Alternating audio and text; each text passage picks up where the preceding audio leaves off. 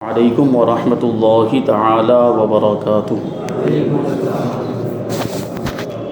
نحمده ونصلي ونسلم على رسوله الكريم اما بعد فاعوذ بالله من الشیطان الرجیم بسم اللہ الرحمن الرحیم ان اللہ وملائکته یصلون علی النبی یا ایها الذین آمنوا صلوا علیہ وسلموا تسلیما اللهم صل علی سیدنا ومولانا محمد معدن الجود والکرم وآلہ الکرام وابنہ الکریم وبارک وسلم صلاۃ وسلاما علیک یا رسول اللہ صلی اللہ تعالی علیہ وسلم۔ سورہ بقرہ آیت نمبر 144 کی تفسیر جاری ہے۔ اللہ تبارک و تعالی ارشاد فرماتا ہے قد نرا تقلب وجهك في السماء فلنولينك قبلة ترضاها فول وجهك شطر المسجد الحرام وحيث ما كنتم فولوا وجوهكم شطره وإن الذين أوتوا الكتاب ليعلمون أنه الحق من ربهم وما الله بغافل عما يعملون۔ ہم تمہارے چہرے کا آسمان کی طرف بار بار اٹھنا دیکھ رہے ہیں تو ضرور ہم تمہیں اس قبلے کی طرف پھیر دیں گے جس میں تمہاری خوشی ہے، تو ابھی اپنا چہرہ مسجد حرام کی طرف پھیر دو، اور اے مسلمانوں تم جہاں کہیں ہو اپنا منہ اسی کی طرف کر لو، اور بے شک وہ لوگ جنہیں کتاب عطا کی گئی ہے وہ ضرور جانتے ہیں کہ یہ تبدیلی ان کے رب کی طرف سے حق ہے اور اللہ ان کے اعمال سے بے خبر نہیں ہے۔ تو اس میں یہ بتایا گیا تھا کہ نبی کریم صلی اللہ علیہ وسلم کی خواہش کے مطابق، آپ کی تمنا اور آرزو کے مطابق کیسے قبلہ تبدیل کیا گیا۔ تو اس کے تعلق سے فرماتے ہیں کہ اس آیت کریمہ سے معلوم ہوا کہ اللہ تبارک و تعالیٰ کو اپنے حبیب صلی اللہ علیہ وسلم کی رضا بہت ہی پسند ہے، اور اللہ تعالیٰ اپنے حبیب صلی اللہ علیہ وسلم کی رضا کو پورا بھی فرماتا ہے، یعنی حضور کی جو تمنا آرزو ہوتی ہے اللہ تبارک و تعالیٰ اس کو پورا فرما دیتا ہے۔ دیکھیں اس میں جو ہے اللہ تبارک و تعالیٰ نے آیت کریمہ کے اندر جو فرمایا کہ ہم تمہیں اس قبلے کی طرف پھیر دیں گے جس میں تمہاری رضا ہے، کیونکہ حضور پاک صلی اللہ علیہ وسلم کیا چاہتے تھے کہ خانہ کعبہ کو پھر سے قبلہ بنا دیا جائے، تو حضور کی خواہش کو پورا کرتے ہوئے اللہ تبارک و تعالیٰ نے خانہ کعبہ کو قبلہ بنا دیا۔ تو یہ اس سے کیا ثابت ہوا کہ اللہ تبارک و تعالیٰ بھی حضور کی رضا چاہتا ہے۔ امام فخر الدین رازی رحمۃ اللہ تعالیٰ علیہ فرماتے کہ بے شک اللہ تعالیٰ نے اپنے حبیب صلی اللہ علیہ وسلم کی وجہ سے قبلہ تبدیل فرمایا، اور اس آیت میں یوں نہیں فرمایا کہ ہم تمہیں اس قبلے کی طرف پھیر دیں گے جس میں میری رضا ہے، بلکہ یوں ارشاد فرمایا فَلَنُوَلِّيَنَّكَ قِبْلَةً تَرْضَاهَا کہ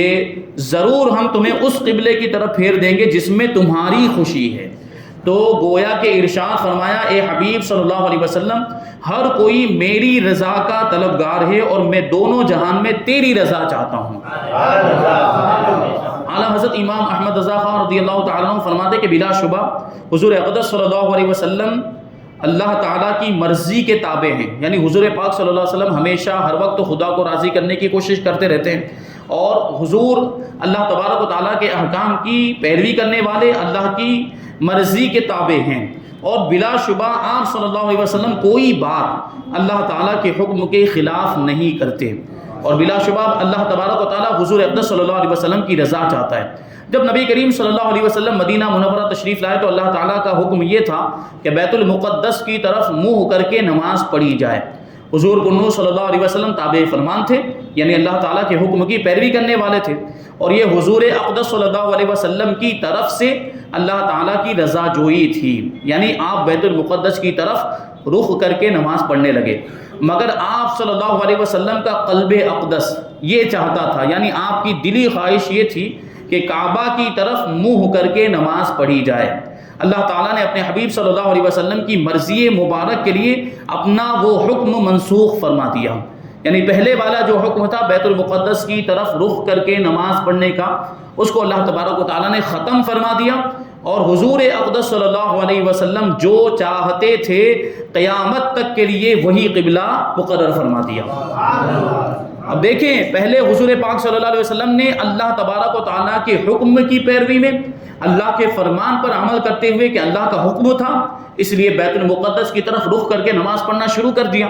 لیکن حضور پاک صلی اللہ علیہ وسلم کی دلی خواہش یہ تھی، تمنا یہ تھی کہ خانہ کعبہ کو دوبارہ قبلہ بنا دیا جائے، تو اللہ تبارک و تعالیٰ نے آپ کی خواہش اور مرضی کے مطابق خانہ کعبہ کو قبلہ بنا دیا، وہ بھی ہمیشہ کے لیے۔ اب جو خانہ کعبہ ہے وہ قیامت تک کے لیے مسلمانوں کا قبلہ ہے۔ یہ اللہ تعالیٰ کی طرف سے اپنے حبیب صلی اللہ علیہ وسلم کی رضا جوئی ہے، اور ان میں سے جس کا انکار ہوگا تو وہ تو قرآن عظیم ہی کا انکار ہے۔ ام المؤمنین حضرت عائشہ صدیقہ رضی اللہ تعالی عنہ رسول پاک صلی اللہ علیہ وسلم سے عرض کرتی ہیں، ما ارا ربک الا یسارع فی ہواک، میں حضور اقدس صلی اللہ علیہ وسلم کے رب کو دیکھتی ہوں کہ وہ حضور صلی اللہ علیہ وسلم کی خواہش پوری کرنے میں جلدی فرماتا ہے۔ یعنی حضور جو بھی تمنا فرماتے ہیں، حضور جو بھی خواہش کرتے ہیں، اللہ تبارک و تعالیٰ اس کو پورا فرما دیا کرتا ہے۔ حدیث روز محشر میں ہے، رب تبارک و تعالیٰ اولین اور آخرین کو جمع کر کے، جتنے بھی جب سے دنیا بنی جتنے بھی لوگ آئے ہیں سب کو جمع فرمائے گا اللہ تبارک و تعالیٰ، قیامت تک جتنے بھی آئیں گے سب کو میدان محشر میں جمع فرمائے گا، اور سب کو جمع کر کے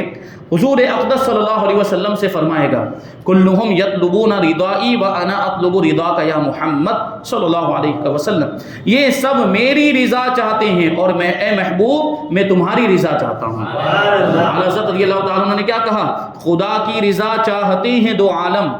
خدا کی رضا چاہتے ہیں دو عالم، خدا چاہتا ہے رضائے محمد صلی اللہ علیہ وسلم۔ نیز جس طرح اللہ تعالیٰ نے اپنے حبیب صلی اللہ علیہ وسلم کی خوشی کے لیے تا قیامت کعبے کو مسلمانوں کا قبلہ بنا دیا، اسی طرح آپ صلی اللہ علیہ وسلم کی خوشی کے لیے آپ کی امت پر 50 نمازوں کو کم کر کے 5 فرض کی گئی۔ معراج میں کتنی نمازیں فرض ہوئی تھی؟ 50 نمازیں فرض ہوئی تھی۔ 5 نمازوں کی ہم طاقت نہیں رکھتے، اگر 50 نمازیں فرض ہوتی تو کیا ہم ادا کر پاتے؟ یہ حضور پاک صلی اللہ علیہ وسلم کی مہربانی کہ آپ بار بار گئے اور یہ 50 کی جگہ پر 5 نمازیں ہو گئی۔ پھر اللہ تبارک و تعالیٰ نے کیا ارشاد فرمایا کہ ہمارے یہاں پہ جو کلام ہوتا ہے، جو باتیں ہوتی وہ تبدیل نہیں ہوتی، اگرچہ یہ 5 ہو گئی ہیں گنتی کے اعتبار سے، لیکن ثواب وہی 50 کا رہے۔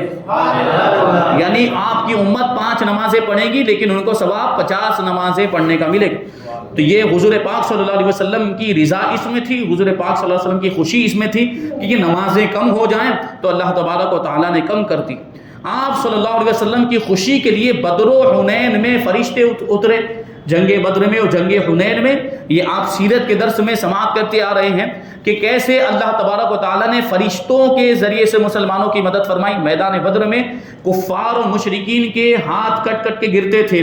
گردنیں کٹ کٹ کے گر رہی تھی، لیکن کوئی کاٹنے والا ہتھیار چلانے والا نظر نہیں آ رہا تھا۔ وہ فرشتے تھے جو اللہ تبارک و تعالیٰ کی طرف سے مسلمانوں کی مدد کے لیے آئے تھے۔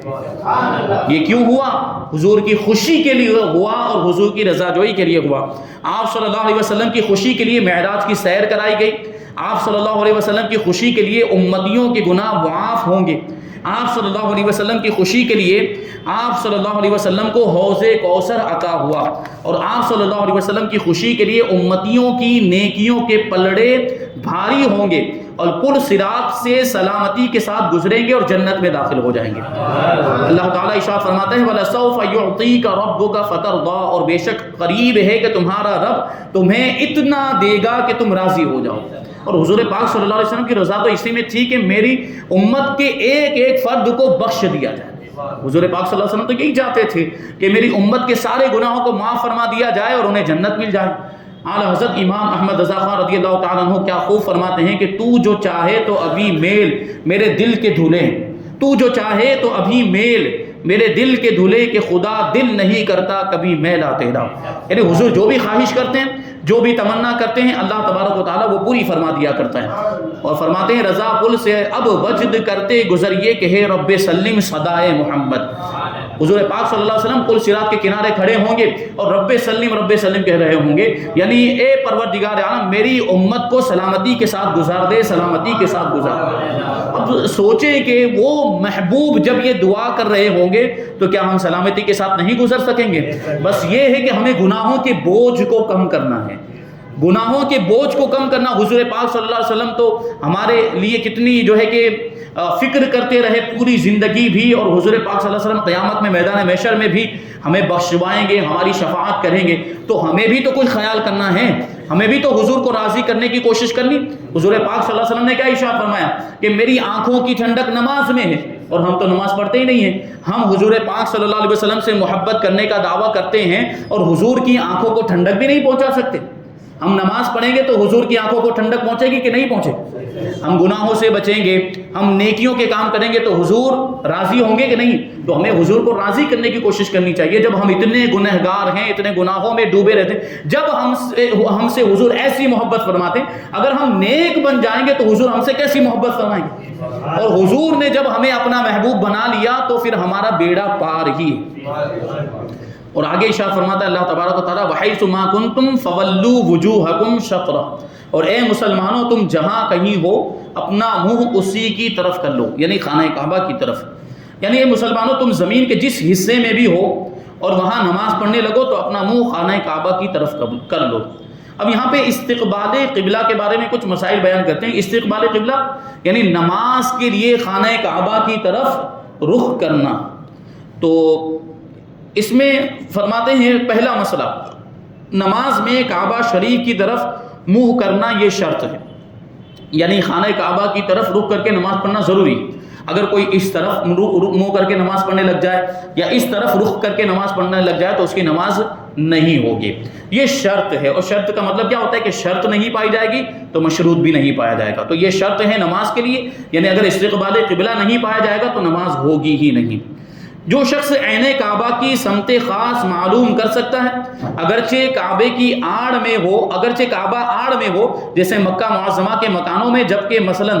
چھت پر چڑھ کر کعبہ کو دیکھ سکتے ہیں, تو عین کعبہ کی طرف منہ کرنا فرض ہے, جہت کی طرف منہ کرنا کافی نہیں. اور جو شخص عین کعبہ کی سمت خاص معلوم نہیں کر سکتا, اگرچہ خاص وہ مکہ معظمہ میں ہو, اس کے لیے کعبہ کی جہت کی طرف منہ کرنا کافی ہے. اس کو یوں سمجھیں کہ ایک ہے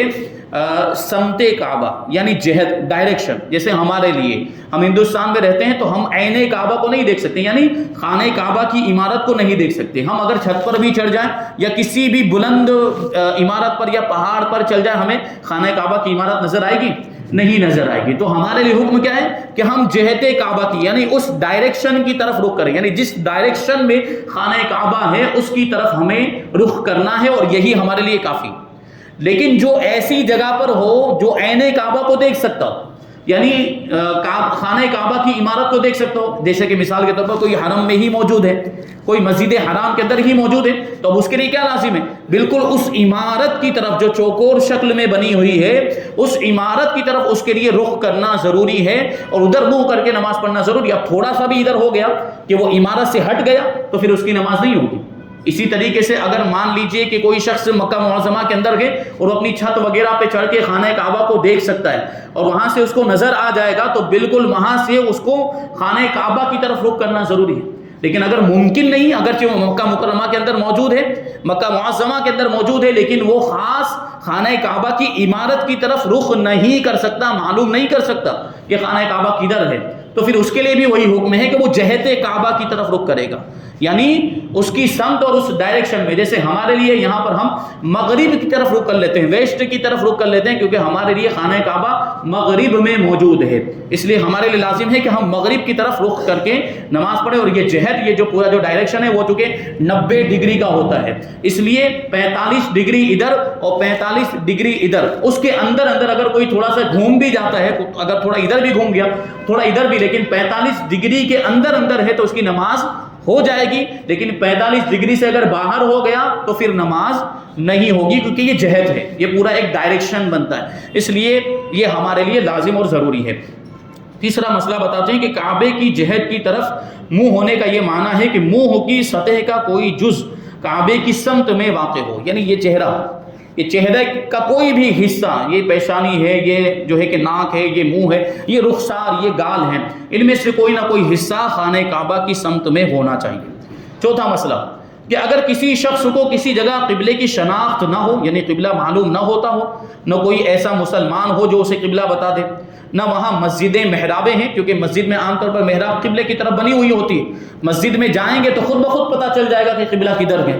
تو وہاں مسجدیں بھی نہیں, محرابیں بھی نہیں ہیں, نہ چاند سورج ستارے نکلے ہوئے ہیں, یا نکلے تو ہیں مگر اس کو اتنا علم نہیں ہے کہ ان سے قبلے کی سمت معلوم کرے، کیونکہ چاند ستاروں کا علم ہر کسی کے پاس نہیں ہوتا، وہ جہت معلوم کرتے ہیں، اس کے ذریعے سے ڈائریکشن معلوم کر لیتے ہیں، تو اس کے پاس اتنا علم بھی نہیں ہے کہ وہ چاند ستاروں کے ذریعے سے سمت معلوم کر سکے۔ تو ایسے کے لیے حکم یہ ہے کہ وہ سوچے،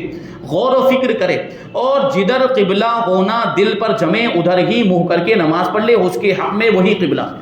کیا مطلب ہوا؟ ایسے جنگل میں پہنچ گیا مثال کے طور پر، جہاں پہ اب کچھ بھی نہیں، نہ کوئی بتانے والا ہے، نہ محراب مسجد ہے، کوئی بھی نہیں، ستاروں کے ذریعے سے بھی معلوم نہیں کر سکتا، تو ایسی صورت میں وہ غور و فکر کرے گا، اور غور و فکر کرنے کے بعد اس کا دل جس طرف جمے کہ ادھر ہونا چاہیے قبلہ، اور اس نے اس طرف رک کر کے نماز پڑھ لی۔ یہاں تک فرمایا گیا کہ اگر اس نے اپنے غور و فکر و تحری کی سمت میں نماز پڑھ لی اور نماز سے فارغ ہونے کے بعد اس کو پتہ چلا، مثال کے طور پر کوئی آیا اور اس نے آ کر بتایا تم نے تو ادھر نماز پڑھی لیکن قبلہ تو ادھر ہے، پھر بھی اس کی نماز ہو گئی، پھر بھی اس کو نماز دہرانے کی حاجت نہیں ہے۔ یہ عام مسلمان کے اجتہاد کا عالم، یہ اجتہاد ہوا نا، غور و فکر کرنا، غور و فکر کر کے کسی نتیجے پر پہنچنا، یہ اجتہاد ہوا۔ عام مسلمان کے اجتہاد کا یہ عالم ہے کہ وہ غور و فکر کرنے کے بعد، اجتہاد اور تحری کرنے کے بعد اگر ایک سمت رخ کر کے نماز پڑھ لیتا ہے تو اس کی نماز ہو جاتی ہے، اگرچہ وہ خانہ کعبہ کی مخالف سمت میں ہی کیوں رخ کر کے نماز نہ پڑھ لے۔ تو جب عام مسلمان کے اجتہاد کا یہ مقام ہے تو ائمہ مجتہدین، ان کے اجتہاد کا مقام و مرتبہ کیا ہوگا؟ جیسے امام اعظم ابو حنیفہ، امام مالک، امام شافعی، امام احمد ابن حنبل، یہ سب مجتہدین ہیں، انہوں نے مسائل قرآن و حدیث سے ہم کو نکال کر دیے، قرآن و حدیث سے احکام نکال کر ہمیں بتائے، اور انہوں نے اجتہاد کیا۔ جو کچھ ایسے مسائل تھے جو صراحت کے ساتھ قرآن و حدیث کے اندر موجود نہیں تھے، اس میں انہوں نے غور و فکر کیا اور ایک نتیجے پر پہنچے کہ اس میں حکم یہ ہونا چاہیے۔ تو جب عام مسلمان کا اجتہاد دلیل ہو سکتا ہے تو ائمہ مجتہدین جن کا علم یہ کتنا جو ہے کہ وہ ملکہ رکھتے تھے اور ایسی صلاحیتیں رکھتے تھے، تو ان کا اجتہاد دلیل نہیں ہوگا۔ اسی وجہ سے ہم اماموں کی پیروی کرتے ہیں، کیونکہ ہمارے پاس اتنی صلاحیت نہیں ہے کہ ہم دائرے قرآن و حدیث سے مسئلہ نکال سکیں، اس لیے امام کی پیروی کرنا اور تقلید کرنا لازم ہے۔ انہوں نے جو بتایا اس کے حساب سے ہم چلتے ہیں۔ مزید تفصیل کے لیے جو قبلہ کے مسائل ہیں بہار شریعت کو دیکھا جا سکتا ہے۔ آگے اللہ تبارک و تعالیٰ ارشاد فرماتا ہے کہ لَيَعْلَمُونَ أَنَّهُ الْحَقُّ مِنْ رَبِّهِمْ، وہ ضرور جانتے ہیں کہ یہ تبدیلی ان کے رب کی طرف سے حق ہے۔ یعنی قبلے کی اس تبدیلی کے بارے میں اہل کتاب یعنی یہود و نصارہ جانتے ہیں کہ یہ اللہ تعالیٰ کی طرف سے حق ہے، کیونکہ ان کی کتابوں میں حضور اقدس صلی اللہ علیہ وسلم کے اوصاف اور علامتوں کے سلسلے میں یہ مذکور تھا، یعنی لکھا ہوا تھا کہ آپ صلی اللہ علیہ وسلم بیت المقدس سے کعبہ کی طرف پھریں گے، اور ان کے انبیاء علیہ السلام نے بشارتوں کے ساتھ حضور پر نور صلی اللہ علیہ وسلم کی یہ نشانی بھی بتائی تھی کہ آپ صلی اللہ علیہ وسلم بیت المقدس اور کعبہ دونوں قبلوں کی طرف منہ کر کے نماز پڑھیں گے۔ تو یہ تو حضور کی حقانیت کی دلیل ہوئی، سچائی اور صداقت کی دلیل ہوئی، کیونکہ حضور کو اگلی کتابوں کے اندر دو قبلوں والا نبی لکھا گیا تھا۔ تو حضور پاک صلی اللہ علیہ وسلم اسی وجہ سے آپ نے دو قبلوں کی طرف رخ کر کے عبادتیں کی۔ آگے آیت نمبر 145 میں اللہ تبارک و تعالیٰ ارشاد فرماتا ہے کہ وَلَئِنْ أَتَيْتَ الَّذِينَ أُوتُوا الْكِتَابَ بِكُلِّ آيَةٍ مَا تَبِعُوا قِبْلَتَكَ وما انت بتابع قبلتهم وما بعضهم بتابع قبلة بعض ولئن اتبعت اهواءهم من بعد ما جاءك من العلم انك اذا لمن الظالمين، اور اگر تم ان کتابیوں کے پاس ہر نشانی لے آؤ تو بھی وہ تمہارے قبلے کی پیروی نہ کریں گے، اور نہ تم ان کے قبلے کی پیروی کرو، اور وہ آپس میں بھی ایک دوسرے کے قبلے کے تابع نہیں ہیں۔ اور اے سننے والے، اگر تیرے پاس علم آ جانے کے بعد تو ان کی خواہشوں پر چلا تو اس وقت تو ضرور زیادتی کرنے والا ہوگا۔ یہاں پہ جو فرمایا گیا کہ اگر تم لے آؤ، یعنی ہر نشانی کو لے کر آؤ، ہر دلیل کو لے کر آؤ۔ ارشاد فرمایا کہ حبیب صلی اللہ علیہ وسلم جن اہل کتاب کے دلوں میں یعنی یہود و نصارہ کے دلوں میں عناد اور سرکشی ہے، یعنی حسد اور جلن، دشمنی اور نفرت ہے، آپ ان کے پاس قبلے کی تبدیلی کے معاملے میں اپنی سچائی پر دلالت کرنے والی ہر نشانی لے آئیں تو بھی وہ آپ کے قبلے کی پیروی نہیں کریں گے، کیونکہ ان کا آپ کی پیروی نہ کرنا کسی شبہ کی وجہ سے نہیں ہے، جسے دلیل بیان کر کے زائل کر دیا جائے، بلکہ وہ آپ سے عناد رکھنے اور حسد کرنے کی وجہ سے ایسا کر رہے ہیں، اور حسد اور جلن کا کوئی علاج نہیں ہوتا۔ شک اور شبے کی بنیاد پر ہوتا تو دلیل دینے کے ذریعے سے وہ شک دور کیا جا سکتا ہے، وہ شبہ دور کیا جا سکتا ہے، لیکن یہاں شک اور شبے کی بات ہی نہیں تھی، کیونکہ وہ تو یقین کے ساتھ جانتے تھے کہ یہ نبی آخری نبی ہیں اور یہ 2 قبلوں والے ہیں، وہ نشانیاں پڑھ چکے تھے، بس وہ عناد کی وجہ سے، سرکشی کی وجہ سے، حسد اور جلن کی وجہ سے ایسا کر رہے تھے، اور حسد اور جلن کا کوئی علاج نہیں ہوتا تو وہ ایسا کر، حالانکہ وہ اپنی کتابوں میں موجود آپ کی یہ شان جانتے ہیں کہ قبلے کی تبدیلی کے معاملے میں آپ حق پر ہیں۔ اس سے معلوم ہوا کہ حسد بڑی ہی خبیث اور ناپاک چیز ہے کہ اس کے ہوتے ہوئے آدمی حق سے اندھا ہو جاتا ہے، یعنی اس کو سچائی بھی نظر نہیں آتی پھر۔ اور جس کے سینے میں حضور پنو صلی اللہ علیہ وسلم کا کینہ ہے، اب سوچ لیں کہ وہ جلن کس سے کر رہے تھے، وہ حسد کس سے؟ حضور پاک صلی اللہ علیہ وسلم سے حسد رکھتے، سب سے بڑی شخصیت جن کا مرتبہ سب سے بلند و بالا ہے انسانوں میں، ان سے کینہ رکھا۔ جس کے سینے میں حضور پاک صلی اللہ علیہ وسلم کا کینہ ہو، وہ اس کے ہوتے ہوئے تو کبھی مر کر بھی ہدایت نہیں پا سکتا۔